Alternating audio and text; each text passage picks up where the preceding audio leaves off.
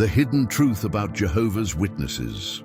That nobody tells you Jehovah's Witnesses are one of the most enigmatic and debated religious communities in the world. With millions of followers in more than 240 countries, their impact is undeniable. But what lies behind their beliefs and practices? Why does their doctrine generate such fervor among their followers, while at the same time causing so much rejection among those who have decided to leave the organization? In this video, we will explore the truths that few dare to reveal about Jehovah's Witnesses. From their rigid organizational structure to their strict codes of conduct, including the controversial prohibition of blood transfusions and the contentious practice of disfellowshipping, we will uncover aspects that have sparked debates and complaints worldwide. Stay until the end, because what you will discover here may completely change your perception of this religious community. And before we continue, tell me, what do you think about organizations that require the isolation of former members? Leave your comment and don't forget to subscribe to Viaje Divino. Give this video a like and activate the notification bell so you don't miss more content like this. Jehovah's Witnesses are a community distinguished by their doctrinal firmness and highly structured way of life. Their presence in society does not go unnoticed. They are known for their door-to-door evangelizing efforts, their rejection of blood transfusions, and their apocalyptic worldview. However, few understand the magnitude of their internal structure, the control over their members, and the consequences faced by those who decide to leave the organization. To understand the influence of this community, it is essential to know its origins. Jehovah's Witnesses emerged in the late 19th century in the United States under the leadership of Charles Taze Russell, a man deeply interested in the interpretation of the scriptures. Russell established a Bible study group that later evolved into what we now know as Jehovah's Witnesses.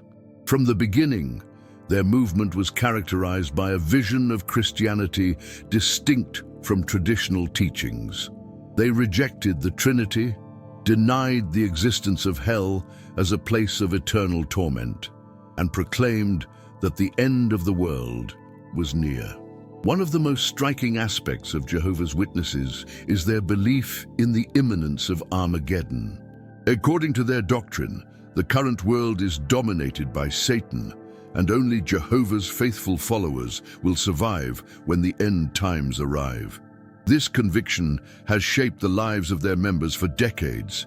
They have predicted the end of the world on multiple occasions, with the most notable dates being 1914, 1925, and 1975.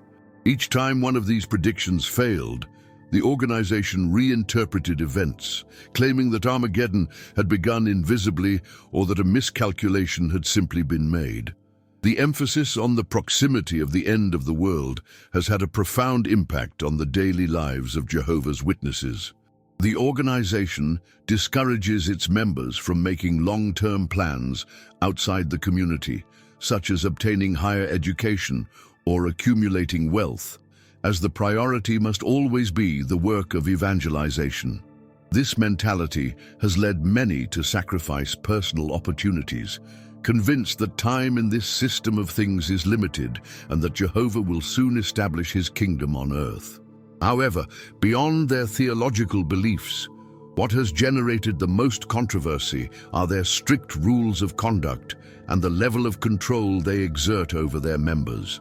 The organization, led by a governing body based in Warwick, New York, establishes detailed regulations governing almost every aspect of a Jehovah's Witness's life. These rules cover everything from dress codes to permitted entertainment activities. Witnesses are prohibited from celebrating birthdays, Christmas, and other holidays deemed pagan. They must also avoid music, movies, and literature that could be considered immoral or that promote values contrary to those of the organization. One of the most sensitive topics is their absolute rejection of blood transfusions. Based on interpretations of Bible verses such as Leviticus 17:10-14 and Acts 15:29, Jehovah's Witnesses believe that receiving blood, even in life or death situations, is an act forbidden by God. This has led to multiple cases of preventable deaths, especially of children whose parents refuse to allow transfusions. Although the organization promotes bloodless medical alternatives, the refusal to receive such treatment has been the subject of intense ethical and legal debates in various countries. Another aspect that has generated strong criticism is the practice of disfellowshipping, also known as expulsion or shunning. When a Jehovah's Witness violates the organization's rules or voluntarily decides to leave the faith, they are subjected to a severe punishment. All contact with them is severed. Members of the community, including close family members and lifelong friends, are prohibited from speaking to them. For many former members, this experience is devastating. Parents stop talking to their children, siblings ignore each other, and marriages dissolve as a result of this policy. The organization's argument is that this practice is necessary to maintain spiritual purity and protect the community from negative influences. However, psychologists and experts in cults have pointed out that shunning is an extreme form of social control that causes deep emotional trauma for those who experience it. Loneliness, depression, and, in some cases, suicide are among the consequences faced by disfellowshipped individuals. Over the years, Jehovah's Witnesses have also been the subject of serious allegations regarding the cover-up of abuse within the organization. In various countries, investigations have revealed that cases of child abuse have been handled internally without being reported to the authorities. The organization's internal policy requires the presence of 2 witnesses for an abuse allegation to be considered valid, which in most cases makes it impossible for victims to obtain justice. Restrictions on higher education are also a topic of debate. Although attending university is not explicitly prohibited, the organization discourages its members from pursuing higher studies. In their publications and speeches, they warn that university education exposes young people to worldly influences and promotes a lifestyle focused on personal success rather than devotion to Jehovah. As a result, many Jehovah's Witnesses limit their education to manual or technical jobs, which can affect their career opportunities and financial independence. Despite all these controversies, it is undeniable that Jehovah's Witnesses maintain a united and organized community. Their members find a strong sense of belonging and mutual support within the congregation. They are known for their discipline, work ethic, and dedication to evangelization.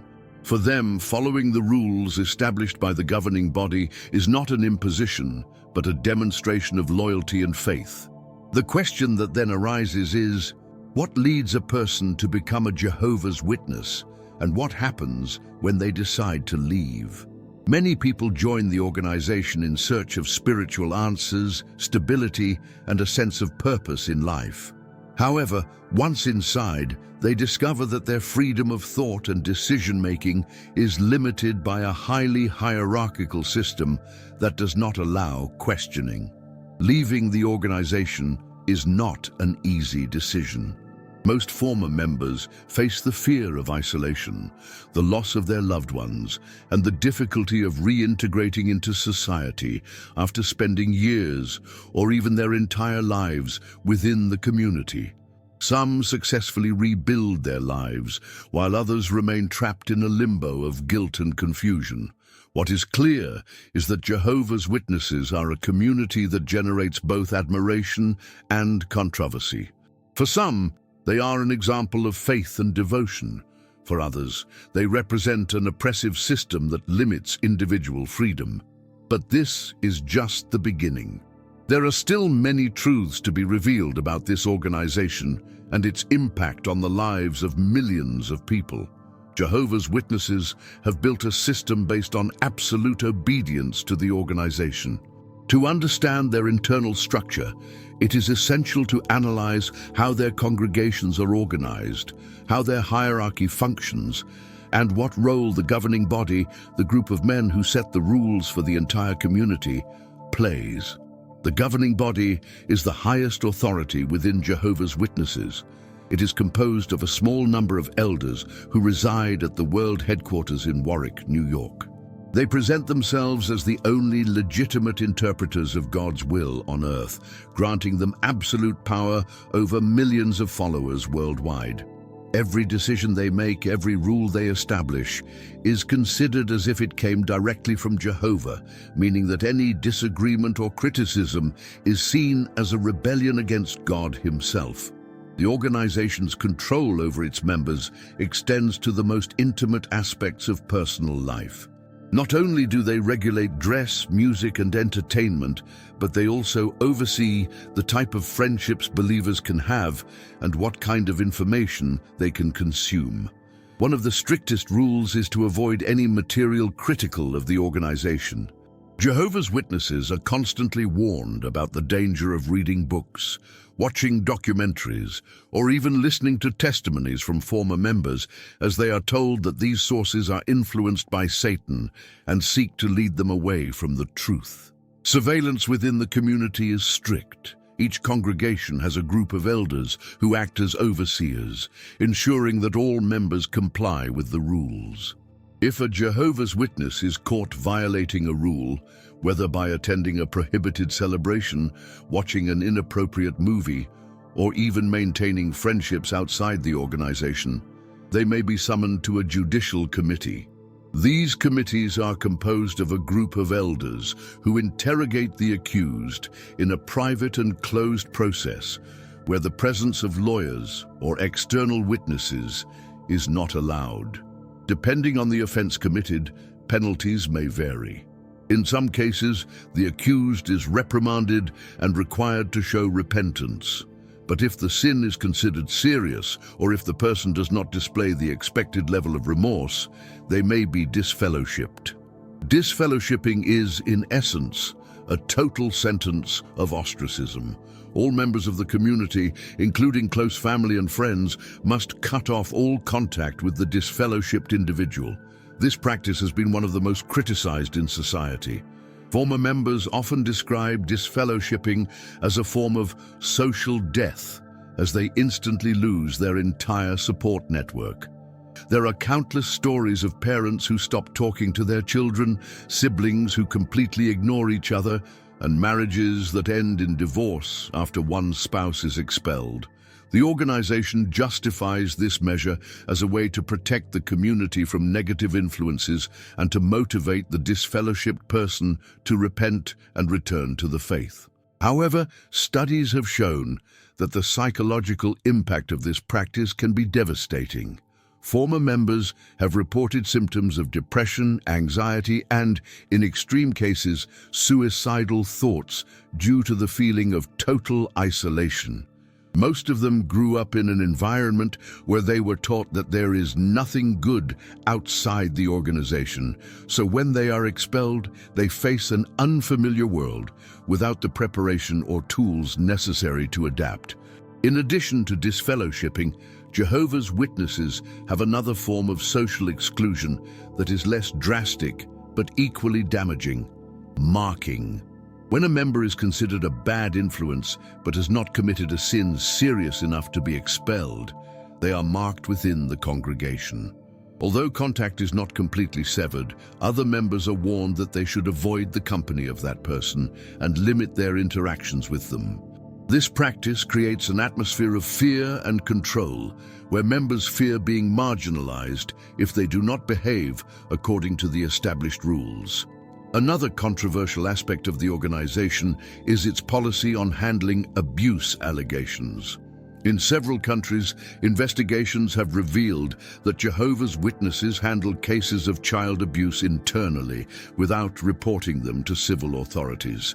This is due to their two-witness rule, which states that a sin can only be investigated if there are at least two eyewitnesses to confirm it. In most cases of abuse, There are no additional witnesses, meaning that many reports go without consequences within the organization. In countries such as Australia, the United Kingdom, and the United States, government investigations have been conducted into how the organization handles these cases. In Australia, the Royal Commission into Institutional Responses to Child Sexual Abuse revealed that Jehovah's Witnesses had documented more than 1,000 cases of abuse over the past 50 years, none of which had been reported to the police.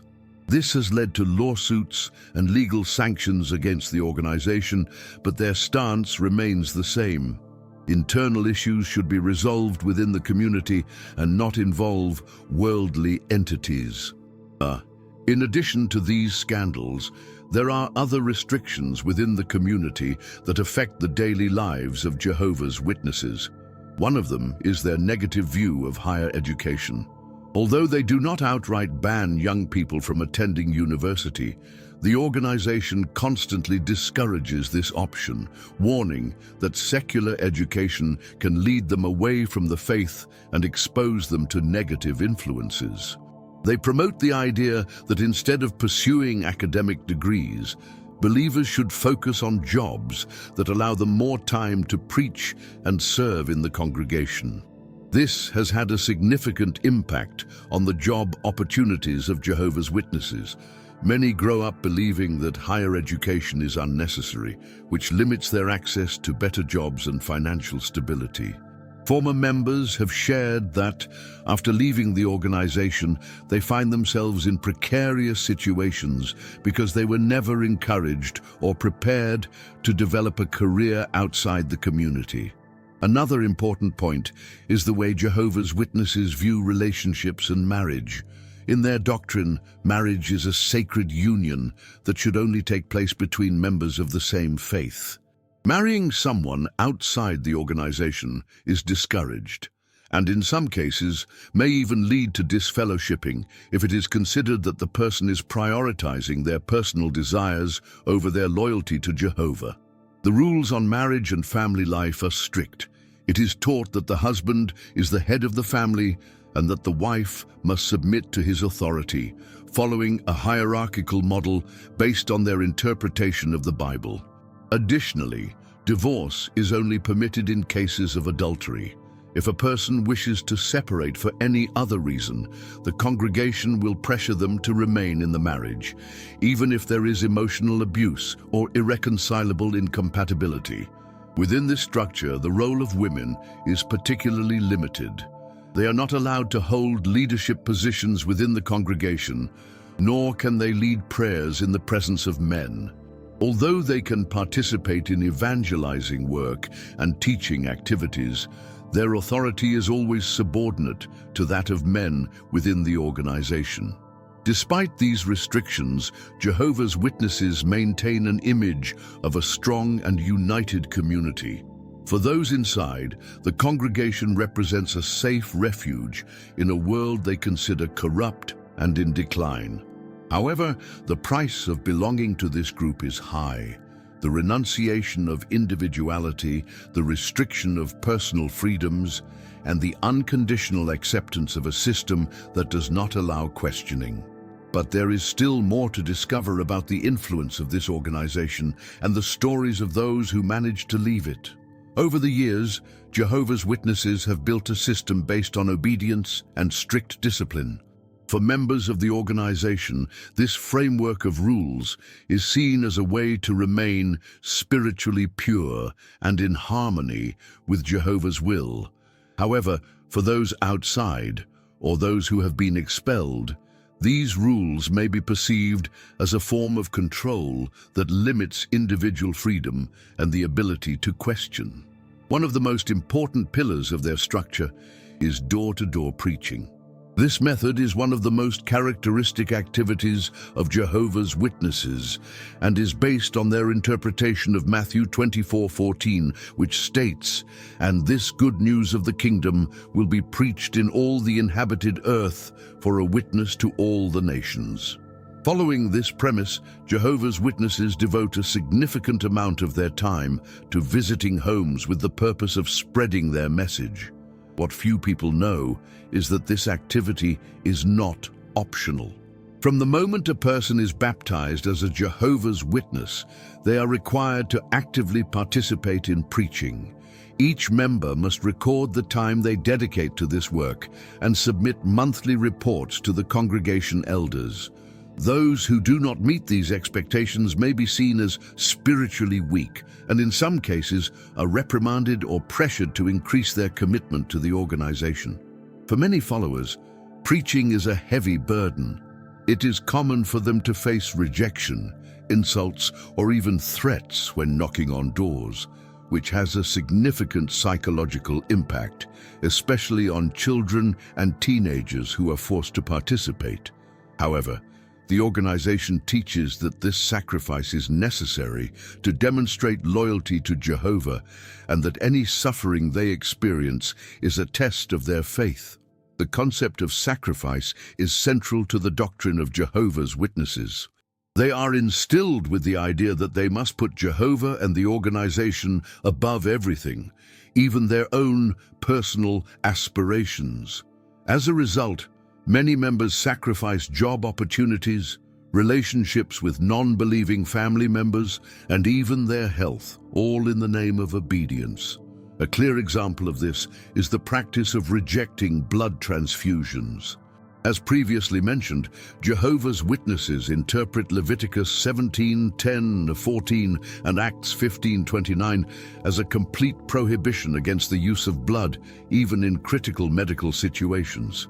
This belief has led to thousands of deaths among Jehovah's Witnesses who refuse transfusions, and although the organization promotes alternative treatments, in many cases, the lack of blood has been the decisive factor between life and death. Hospitals in some countries have developed special protocols to treat Jehovah's Witness patients without transfusions, but these methods are not always effective in emergency situations. There are testimonies from former members who recount how they were pressured to sign documents rejecting blood transfusions before undergoing surgery, even if their lives were at risk. Beyond the issue of blood, Jehovah's Witnesses also have a firm stance against certain medical practices. The organization has expressed doubts about some psychiatric treatments, discouraging the use of medication for anxiety and depression, and instead suggesting that members pray and read the Bible for comfort. Although they do not explicitly prohibit seeking psychological assistance, many Jehovah's Witnesses believe that turning to therapy is a sign of a lack of faith in Jehovah. The pressure to remain spiritually strong can be overwhelming. The organization enforces a highly regulated lifestyle where any deviation from the rules can lead to social sanctions. From the music they listen to the clothes they wear, everything is carefully monitored. Clothing must be modest, meaning that women cannot wear provocative outfits, and men must maintain a neat and conservative appearance. Romantic relationships are also strictly controlled. Jehovah's Witnesses can only marry other members of the organization, and dating must be conducted under congregation supervision. Long courtships are discouraged, and early marriage is promoted, since it is believed that getting married quickly is better than falling into temptation. Within marriage, the rules are equally strict. The wife must submit to her husband's authority, as it is considered that he is the head of the family, according to their interpretation of Ephesians 5:22-24. Although the organization does not openly support domestic abuse, in many cases, women are advised to remain with their husbands, even if they are in toxic or abusive relationships.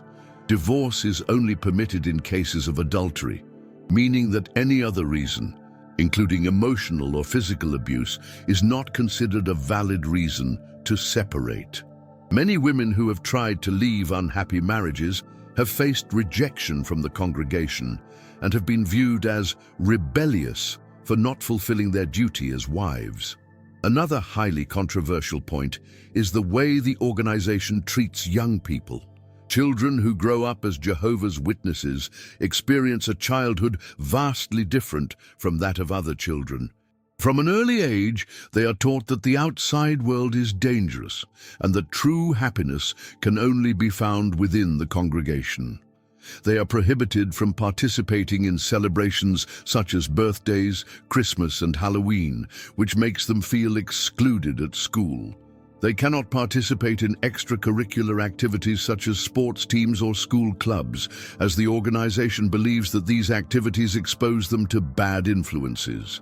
And as they grow older, young Jehovah's Witnesses face immense pressure to get baptized and fully commit to the organization.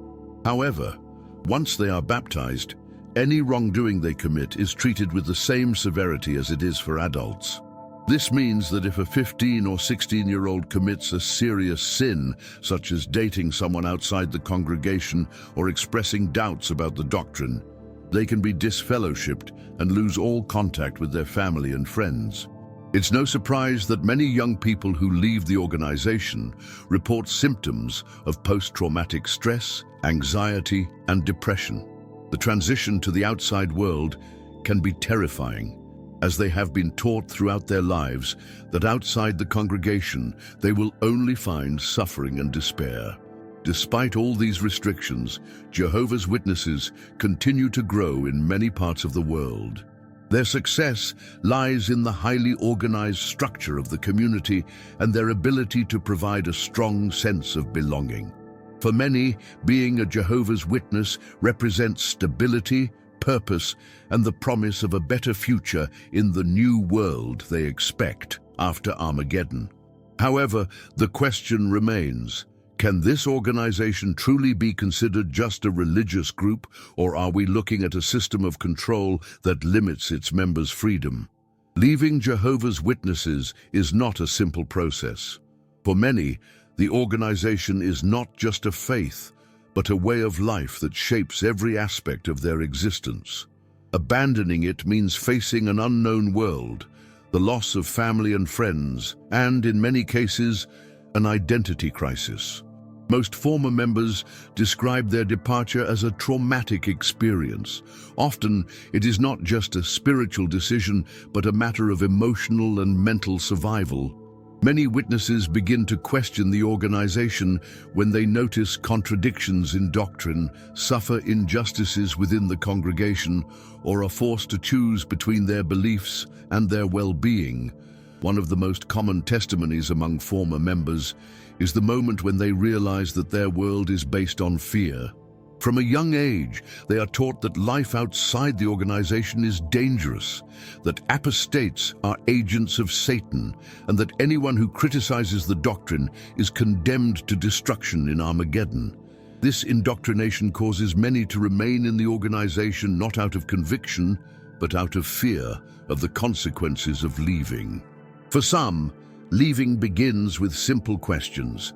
Why have the prophecies about the end of the world never been fulfilled? Why is the organization so obsessed with controlling its members' lives? Why is leaving punished so severely? These questions lead to an internal crisis that can last for years. Many Jehovah's Witnesses, even after beginning to doubt, remain in the organization out of fear of isolation. They know that if they choose to leave, they will lose all contact with their family and friends. The process of leaving can take different forms. Some decide to distance themselves gradually, stopping attendance at meetings and avoiding involvement in congregation activities. However, this approach may not be enough. The organization considers that anyone who abandons the faith should be avoided, even if they have not committed a serious offense. Others opt for a more direct exit, writing a letter of resignation and sending it to the elders. This option, although quicker, has immediate consequences. From the moment the letter is accepted, the individual is considered disassociated, meaning that no Jehovah's Witness can speak to them or even acknowledge their existence. The stories of those who have been disassociated are heartbreaking. Some recount how their own parents asked them to leave their home overnight. Siblings who grew up together stop speaking to each other. Children never hear their mother's voices again. One former member shared their experience. "I remember the day I decided to leave. My mother looked at me and told me that I was no longer her child. She refused to hug me and asked me to pack my things. Since then, I have never spoken to her again. There are no words to describe the pain of losing your family while you are still alive. Another shocking case is of a woman who, after being expelled, was left completely alone. I had no one. All my friends were Jehovah's Witnesses. My entire family was inside. One day, I had a life full of people, and the next, I was completely isolated. I had to learn how to live again. Isolation is not the only difficulty former members face. Many must also deal with a lack of education and job opportunities. As mentioned earlier, the organization discourages higher education, meaning that many people who leave the faith find themselves without the necessary tools to integrate into the workforce. A man who left the organization at 35 years old shared his experience.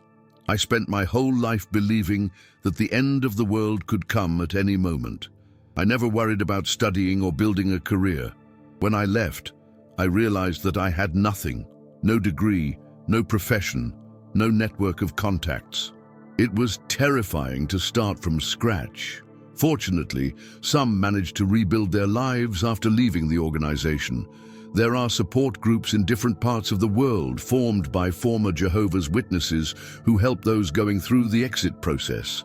These groups offer psychological help, legal advice, and most importantly, a community that understands what they are going through. Many former members find a new purpose in these groups. They discover that there is life beyond the organization and that they can build meaningful relationships outside of it. However, the process is not easy and takes time. Another important factor is the reconstruction of identity. For someone who has grown up in the organization, leaving it means redefining who they are. Their identity had always been tied to being a Jehovah's Witness. Now, they must find a new purpose and a new sense of belonging. Some former members turn to other forms of spirituality, while others prefer to distance themselves from religion altogether. What they all have in common is the need to relearn how to live without the constant fear of divine punishment. Despite the challenges, many people who have left the organization say they have never felt more free. One man who spent 40 years as a Jehovah's Witness described his experience.